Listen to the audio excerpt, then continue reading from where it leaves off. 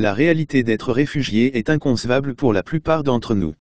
À travers le monde, les guerres, les violences, la pauvreté, la famine et les catastrophes provoquées par les phénomènes météorologiques extrêmes poussent sur les routes des personnes comme vous et moi qui doivent affronter un voyage périlleux avant de trouver refuge. Des familles sont déchirées et beaucoup finissent par vivre dans des conditions sordides, manquant de nourriture, d'eau potable et d'installations sanitaires convenables. Des hommes, des femmes et des enfants gardant le statut de réfugiés des dizaines d'années durant, sans perspective d'un emploi formel ni d'une éducation décente. Qui qu'ils soient et d'où qu'ils viennent, tous les réfugiés et toutes les personnes déplacées au sein de leur propre pays ont le droit à une aide et à une protection contre les abus et doivent être libres de demander asile. Pourtant, leurs droits ne sont que rarement respectés et leurs besoins les plus fondamentaux satisfaits.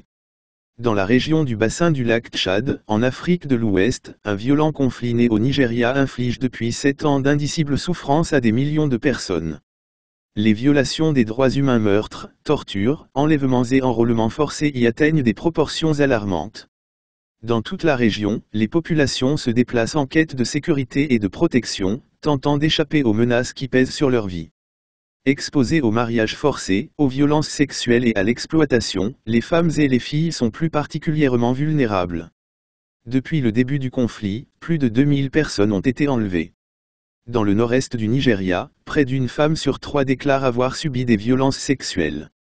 Fatana *, photo ci-dessus, a été enlevée quand Boko Haram a fait irruption dans son village en pleine nuit et tué son mari.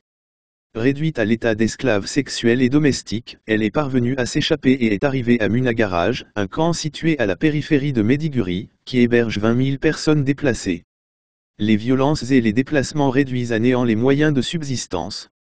Le conflit dans le bassin du lac Tchad a ravagé des infrastructures essentielles, telles que les établissements hospitaliers et scolaires, les routes, les marchés et les terres agricoles.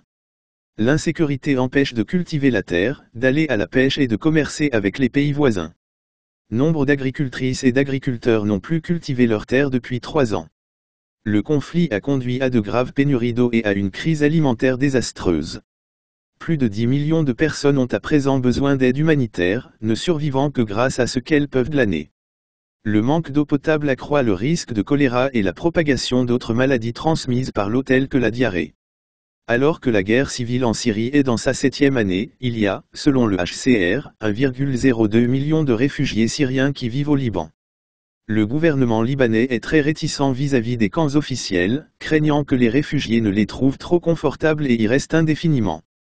Au lieu de disposer d'un abri décent et sûr, nombre de réfugiés n'ont d'autre choix que de vivre dans des camps de tentes informels, sous la menace constante de se faire expulser par les propriétaires auxquels ils louent le terrain. Ces campements de fortune, sans eau courante ni électricité, sont construits de briques et de brocs.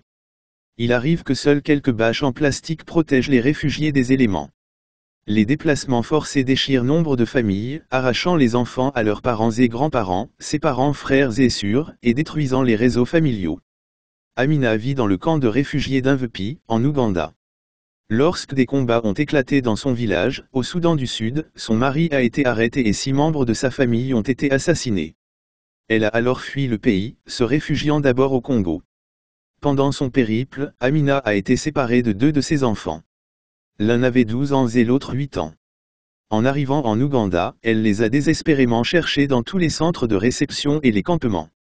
Après 9 mois, son fils aîné est apparu à Invepi, la veille de notre rencontre.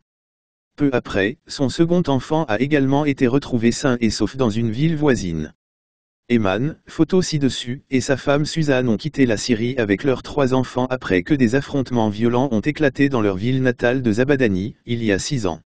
Au Liban, la famille vit dans la détresse et peine à joindre les 2 bouts. Eman cherche sans cesse un emploi. Il fait de petits boulots ici et là, mais n'est pas bien payé. L'aîné, Ahmad, 16 ans, est atteint d'une grave myopathie et a besoin de soins médicaux particuliers. Il ne va plus à l'école depuis son arrivée au Liban. Sa sœur Aye, 14 ans, a également dû abandonner l'école, son père ne pouvant plus payer ses frais de scolarité. La famille a été sélectionnée dans le cadre du programme de visas humanitaires soutenu par Oxfam et sera réinstallée en Italie.